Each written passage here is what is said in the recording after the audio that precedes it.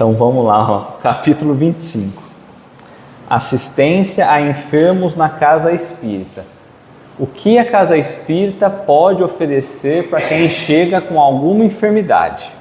Tá? É isso que nós vamos trabalhar nesse capítulo. Então a pessoa fala, lá no centro espírita, o que trabalho eles podem fazer para me ajudar? Eu estou com algum problema. O que no centro espírita nós podemos fazer? Então aí nós precisamos pensar assim, mas Léo, em tal centro espírita faz tal coisa. Aí a gente volta. Mas naquela tal doutrina espírita de Kardec, aonde está escrito? Porque é aquela brincadeira que eu sempre falo, se a gente joga futebol, eu vou usar as regras do futebol. Não adianta eu chegar em campo, ver todo mundo com uniforme de futebol e falar, eu vou jogar com a mão. Não. Dentro de um centro espírita, baseado na doutrina de Allan Kardec, o que nós podemos prestar de ajuda, de auxílio? Há outras formas? É espiritismo? Não. Então é isso que a gente busca definir aqui, o que é, o que não é, tá? Não é falar mal ou falar bem, falar o que a doutrina defende, tá?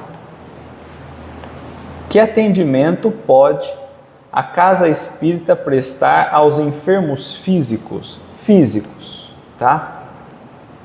Pode prestar-lhes assistência espiritual segundo os postulados do espiritismo e, portanto, sem prometer cura do corpo e sem a preocupação de as promover, pois quando ocorrem é conforme as condições espirituais do enfermo ante as leis divinas.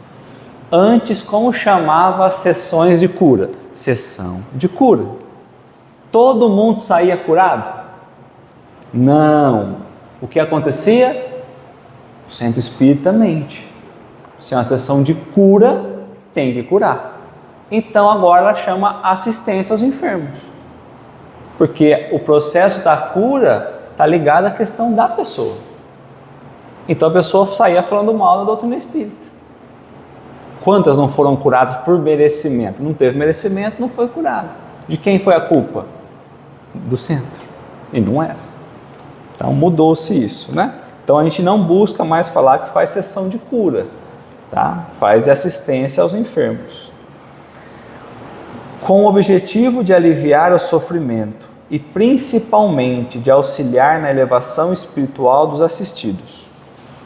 Assim, mesmo se não forem curados de seus males físicos, saberão aceitá-los e suportá-los, compreendendo o valor dos sofrimentos como provas que nos fazem progredir ou expiações que nos reajustam e libertam dos efeitos dos nossos erros e desequilíbrios. Então, dentro dessa assistência, nós vamos buscar fazer o quê? Primeiro passo, aliviar as aflições. Segundo passo, instruir. Por isso Jesus dizia, amai-vos e depois instruí-vos. A doutrina espírita também trouxe a mesma coisa, amar e instruir. A gente recebe os enfermos e instrui a ele, porque se ele não for curado, ele vai entender que faz parte de um processo, em que Deus não castigou, que com o tempo ele pode se restabelecer, tudo isso, que há merecimento, que ele pode mudar a conduta. Então, aonde que a doutrina espírita trabalha? Na questão moral. Sempre que a gente buscar melhorar a nossa moral, todo o resto muda. Sempre, sempre, tá?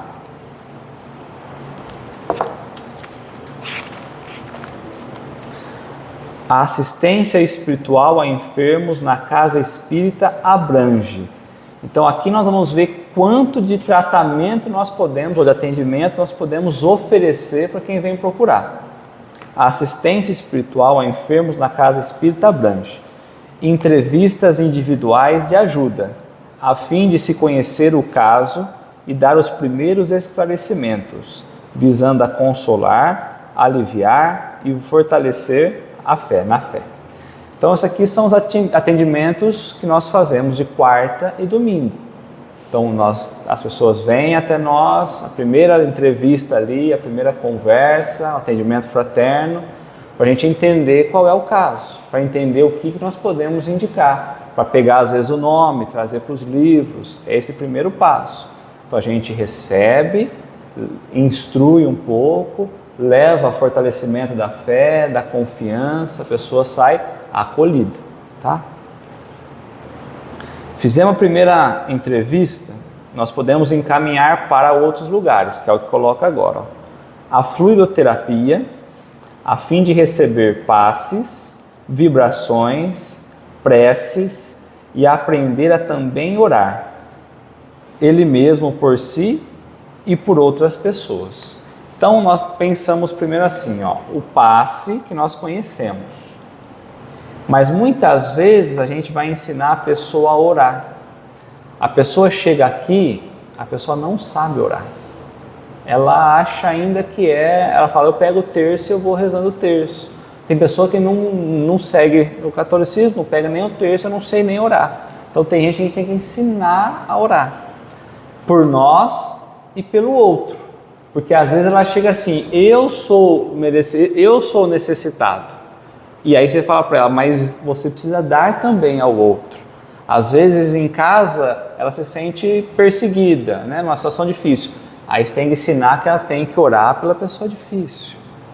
Então a gente já começa por aí, a gente acha que todo mundo tem o esclarecimento que a gente tem. E não é. Por que a prece, muitas vezes a gente faz em voz alta? Nós poderíamos falar, todo mundo fecha os olhos, faz a prece, quando acaba abre, em silêncio.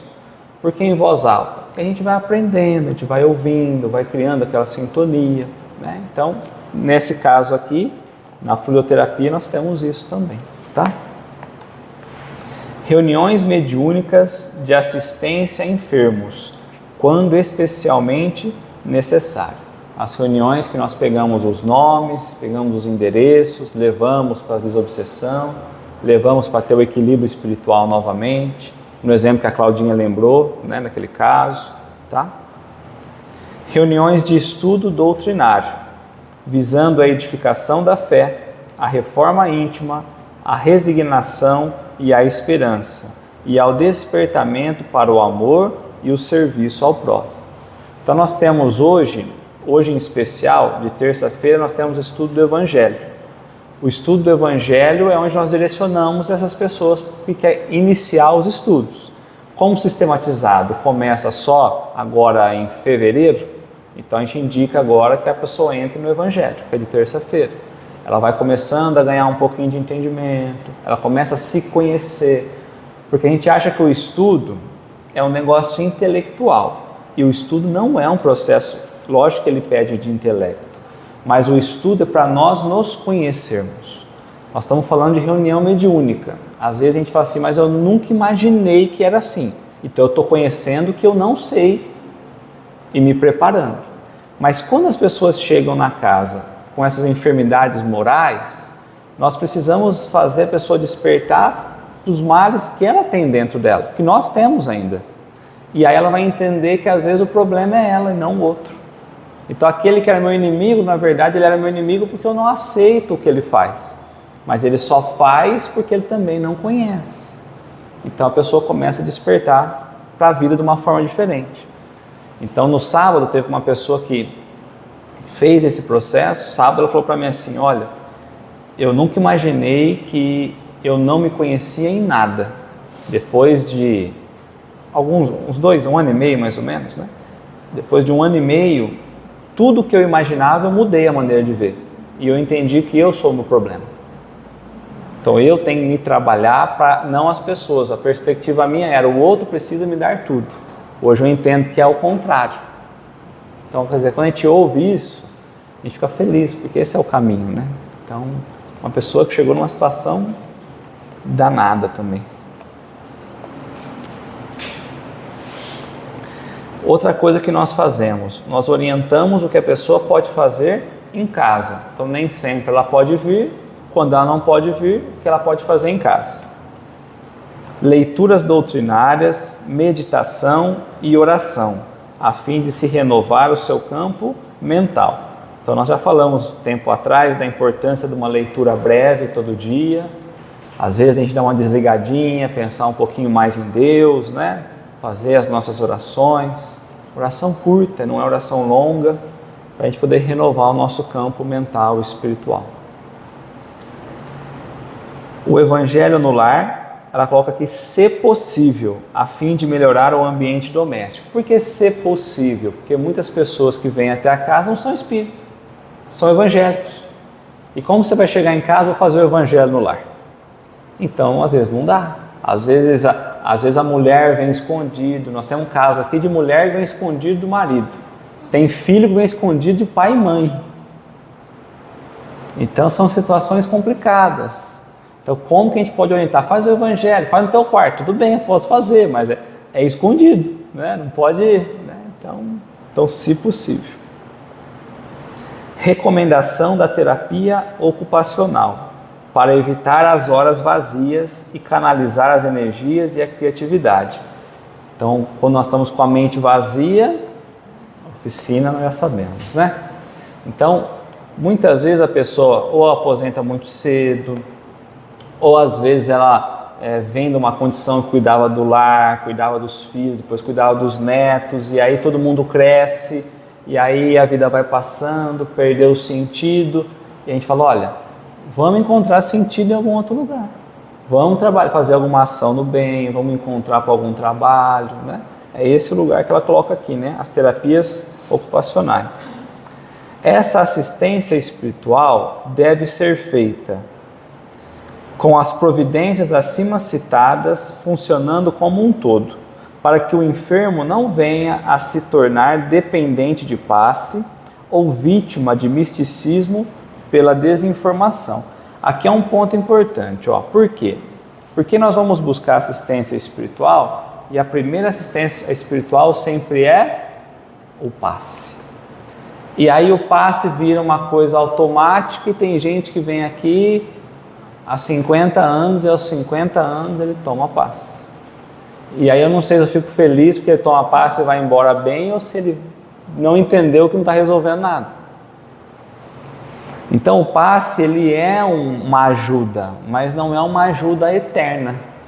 Porque se a gente toda vez tomar passe, mostra que toda vez a gente continua se mantendo desequilibrado.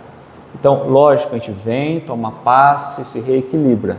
Mas a ideia é que com o tempo a gente deixa de tomar passe para a gente estar bem, equilibrado. Tá? De modo inteiramente gratuito. Então, a Casa Espírita nunca cobra nada, né? De modo inteiramente gratuito. Como gratuitos são todos os serviços espirituais que se prestam na Casa Espírita, porque tem o auxílio dos espíritos que nada cobram por isso e usa recursos espirituais pelos quais nada pagamos. Seguir o preceito evangélico, de graça recebeste, de graça dai. Então nós estamos sempre trabalhando aqui com o auxílio dos espíritos. Como nós podemos cobrar alguma coisa que não é nosso? Quando Kardec vai escrever os livros, ele não consegue colocar o nome dele no livro, porque ele fala, não fui eu que escrevi, é dos espíritos. Teve médiuns que queria colocar o nome, que rompeu com Kardec, porque queria o nome na capa, ele tirou também, tanto que a gente entra lá, não tem nome de nenhum médium. Tem algum ou outro, algumas iniciais lá na Revista Espírita, mas iniciais, só sabe quem estuda, vê uma ligação daqui, de lá, mas porque precisava ter essa referência, não como destaque. Então nós não podemos cobrar nada, né? Tá? Atendendo discreta e separadamente os doentes portadores de moléstias contagiosas, bem como as repugnantes pela aparência ou odor, a fim de se evitar contágio nos demais participantes da reunião e também não causar má impressão ou constrangimento a ninguém, nem ao próprio enfermo. Aqui é mais uma questão de saúde básica, né?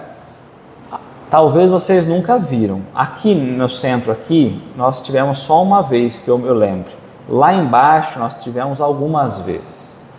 Então, tem pessoas que vêm muito debilitadas, tem pessoas que vêm com algumas enfermidades. A gente faz essa assistência separado. Você vai tomar passe, o passe é separado, para que as outras pessoas não estejam em risco. Tem pessoas que vinham às vezes da rua, às vezes bêbada, às vezes drogada. Tem, e a gente trazia e fazia separado, para não constranger quem estava, ele, a pessoa, e nem quem está tomando ali o passe, que às vezes cria um ambiente difícil. Então nós também temos esse cuidado para atender essas pessoas, tá? Então não é preconceito, é só uma organização, tá? E quanto ao tratamento físico? A casa espírita não deve entrar nessa área, com atividades tais como consulta, receituários, cirurgias e curativos. Nós estamos falando de casa espírita. Espiritismo é um termo trazido por Allan Kardec.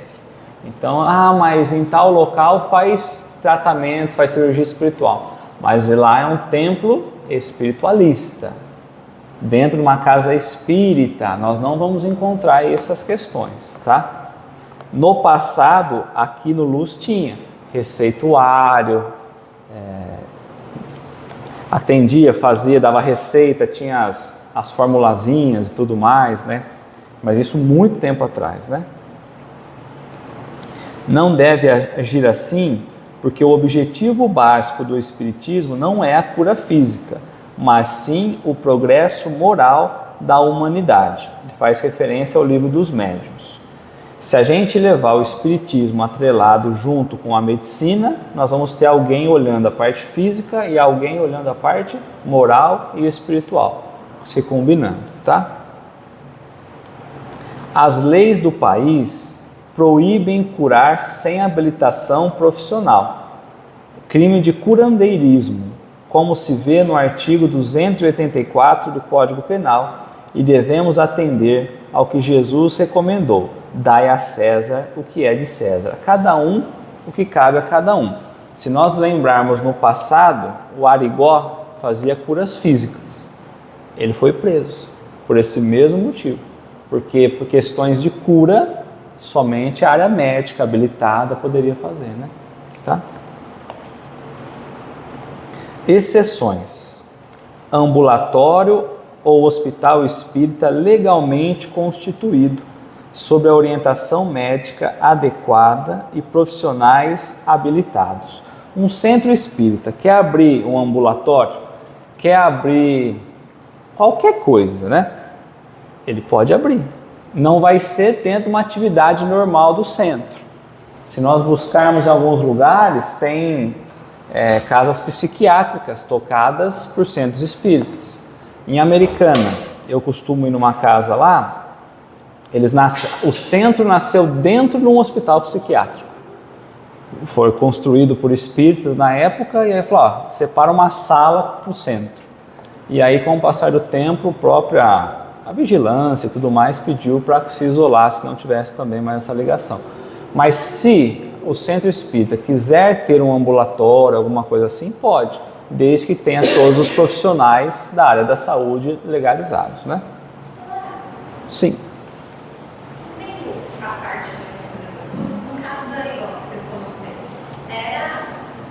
era cirurgia espiritual ou Ele era? Que era físico, então ele era mediunizado e conseguia atender? O Arigó, o espírito que fazia cirurgia era o Fritz, né? Então ele fazia totalmente mediunizado.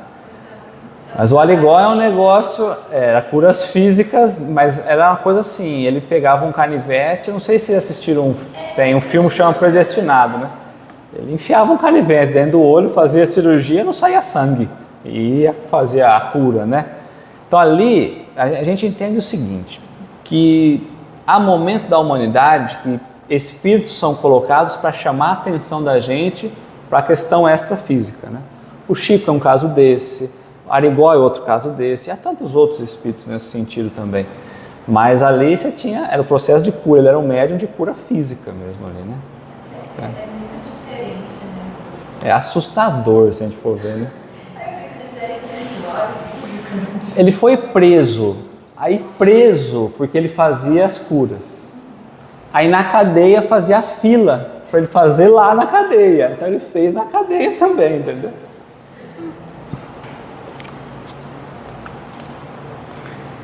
Se, porém, a assistência médica propriamente dita se tornar necessária, o que a casa espírita pode fazer?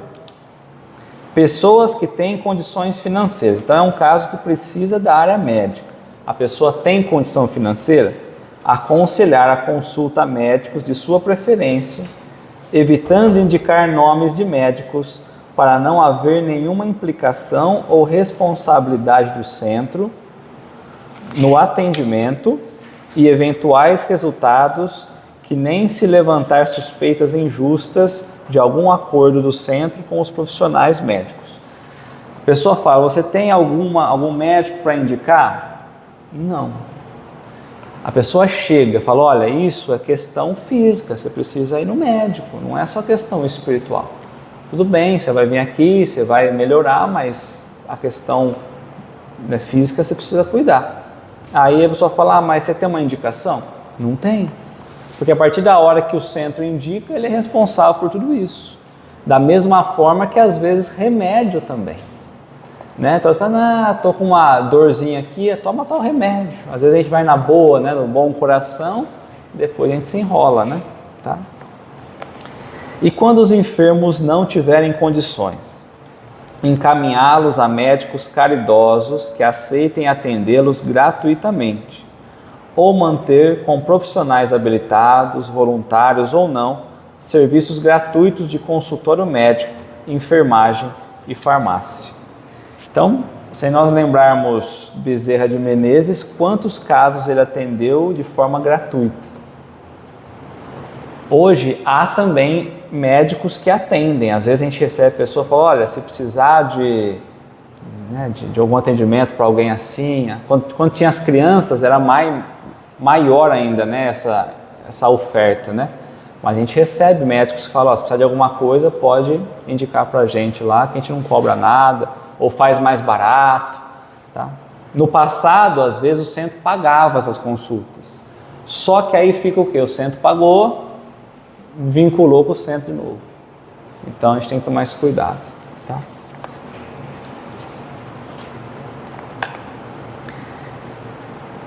Inadequações e modismo. Por falta de conhecimento da doutrina espírita e de seu verdadeiro objetivo, alguns centros aceitam certos procedimentos desnecessários e às vezes até prejudiciais. Exemplo, massagear os pacientes na hora do passe. Você vai tomar passe, tem lugar que as pessoas estão massageando para depois aplicar o passe. A pessoa fica mais relaxada. Tem, gente, tem. Né? Colocá-los em determinadas posições especiais. Às vezes deitado em maca, né? Quando lá de Catanduva, da onde eu vim, né? Lá era em maca, né? Então, é muito mais gostoso, é verdade.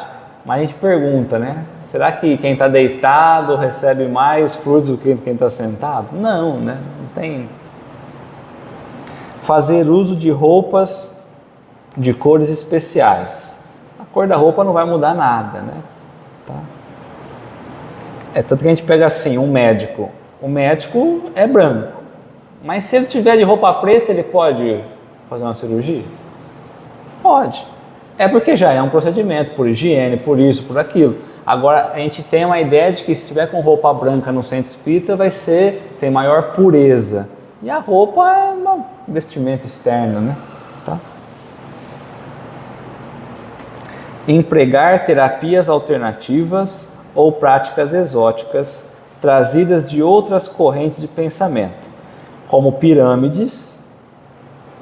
Eu não sei se tem centro que faz isso, mas tem linhas de pensamento que tem uma pirâmide, você vai embaixo da pirâmide, porque a pirâmide vai lançar fluidos sobre a pessoa, né? Então tem uma linha de pensamento que pensa nisso. Pêndulos, a cromoterapia, que é as cores, o doin, que é a automassagem, né, nos pontos específicos do corpo, e cristalterapia. Tem muitas casas que trabalham com pedras também. A pessoa vai lá, coloca as pedras sobre o corpo das pessoas. Isso não é doutrina espírita. Tem outros fundamentos? Tem, mas não no centro espírita, né? Tá? Infelizmente, as pessoas vão dando ideia, aí os dirigentes vão falando, acho que é legal, vamos pôr. E aí vai misturando tudo, vira uma bagunça, né? Tá? Aí ela trouxe uma referência aqui de um médico, ó, Dr. Nubor Fakuri, neurocirurgião espírita, entrevistado ao jornal Alavanca, em setembro de 1997. Em que medida pode o centro espírita ajudar a medicina? Aí ele responde: o centro espírita tem a potencialidade da iluminação da alma, trazendo conforto, amparo, confiança, revitalizando especialmente o nosso conteúdo fluídico. Há hoje muito interesse na área que chamamos psiconeuroimunologia, ela vai explicar depois, cujos métodos terapêuticos baseiam-se em normas de boa conduta, meditação, orientação da mente para pensamentos edificantes. Isso tudo ajuda a fortalecer nossos mecanismos de defesa. A nossa expectativa ao encaminhar um paciente ao centro espírita, então vamos pôr uma vírgula. Então hoje a medicina está encaminhando pacientes para as questões espiritualistas, centro espírita, outras linhas de pensamento, porque eles já entenderam que há uma contribuição significativa da questão espiritual para o bem-estar e para a recuperação de algumas doenças.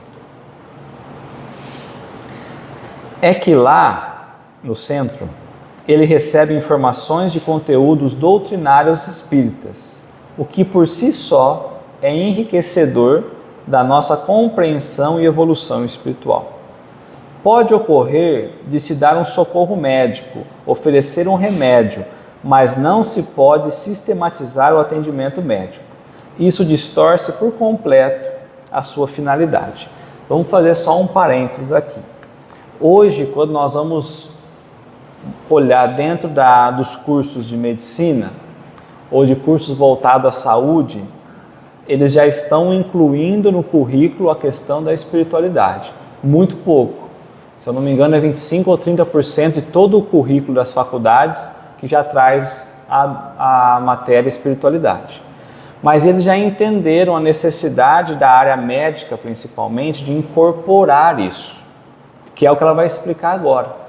Porque é um complemento do corpo físico com o corpo espiritual. Não tem como a gente caminhar isolado. No passado a gente pensava que tudo era remédio. Depois começou a entender que há outros complementos, que há alimentação, que há vários fatores. E que a questão espiritual é uma das primordiais. Já comprovado dentro da área médica. Tá? Mas é difícil colocar na cabeça do médico. Muito difícil. Fizeram o centro, né? E fizeram, dentro dessa pesquisa, que na época eu fui estudar, eu fiz uma palestra sobre isso, aí perguntaram para os médicos o porquê que eles não usavam disso, né, da questão da espiritualidade no auxílio à medicina. E aí eles disseram, a maioria, acho que era 60%, né, que foram fazendo o questionário, que era por falta de tempo. Porque para se dedicar, teria que parar, mudar todos os procedimentos, tudo. Então, por falta de tempo, toca-se do jeito que está. Então, é um longo tempo ainda para a gente pensar numa mudança dessa, né?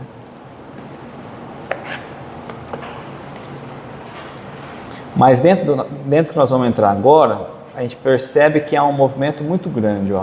Eu não sei qual é a profissão dela, da Andréia. A Andréia, junto com o Haroldo Dutra, eu tive com a Andréia, acho que há uns 4, 5 anos atrás, quando o Haroldo lançou uns áudios pequenos, que era 7 minutos com Emmanuel, chama. Então ele lia um pedacinho de um texto de Emmanuel e tinha uma música. E aí saiu uma lista disso, né? Mas, na verdade, essa relação estava sendo estudada dentro da USP de Ribeirão. Era um programa que eles pegavam pessoas que estavam doentes e colocavam para ouvir todo dia uns 7 minutos com o irmão. Então, era 7 minutos ali destinados, tal. E aí fizeram a comparação de quem não dos quadros. E aí o simples fato da música e da mensagem moral significava uma melhora gradativa do quadro. Muito mais do que o outro. Então hoje a área médica já está estudando isso. Tanto a influência da música, porque são ondas vibracionais na nossa recuperação, e também nessa questão moral do conhecimento, de falar, de lembrar de Deus, nos conectar a Deus. Isso também. Então já tem algumas pesquisas, mas realmente está muito longe. Psiconeuroimunologia, a fé que cura. Nova área da ciência destinada a esclarecer justamente as conexões entre as emoções e o corpo. Descobriu-se que os estímulos da fé religiosa ou pensamentos positivos acabam se transformando em substâncias que ajudam o organismo a combater as doenças. É como se esses sentimentos fossem a matéria de substâncias que o próprio organismo produz para se ajudar. A transformação começa no cérebro, onde as emoções são recebidas e processadas pelo sistema límbico, conjunto de núcleos onde são avaliadas as emoções. A partir daí, elas passam por um extenso circuito cerebral que acabará resultando numa cascata de hormônios. Então, a gente vê que as emoções, toda essa questão, a fé ligada, vai virar um chuveirinho lá nas questões hormonais, né? Uma cascata de hormônios. A ação desses hormônios, resultantes dos estímulos da fé ou posturas positivas, ajuda no fortalecimento do organismo. A ligação precisa entre o cérebro e as mudanças promovidas no corpo a partir desses estímulos ainda não está totalmente esclarecido. Dizemos nós, os espíritas, o cérebro trabalha as emoções, mas o impulso para isso lhe vem do espírito. É ele que sente e pensa. Por que o médico coloca aqui que ainda não está esclarecido? Eles sabem que faz bem, eles sabem o quão positivo é, mas por que não está claro para eles? Por que eles não sabem trazer com exatidão o que acontece? Porque eles ignoram o primordial, que é o espírito. Então, se eu não considerar o espírito como não sendo apenas uma única vida, uma vida material que morreu, acabou, se eu ignorar a questão da imortalidade, eu não entendo por que isso faz bem. Então, quando a gente começa a entender essa questão do espírito, a gente começa a compreender a questão vibracional, toda essa questão influenciando, né? A própria homeopatia, mesmo dentro da própria área médica, ela ainda é muito questionada. E trabalha por questão vibracional também, né, a homeopatia. Então, a área médica ainda é uma área muito fechada, né, muito tapada por essas questões espirituais. Tanto que até hoje há ainda estudos e experimentos que depois que a pessoa desencarna, eles ainda estão tentando achar a fonte do pensamento, estão tentando achar o espírito no próprio cadáver, para provar, porque se eles provassem a existência ali, muita coisa estava resolvida. Mas eles não consideram o espírito fora do corpo, né? Então é por isso que fica essa lacuna tão grande. Mas com o tempo vai. Alguma dúvida?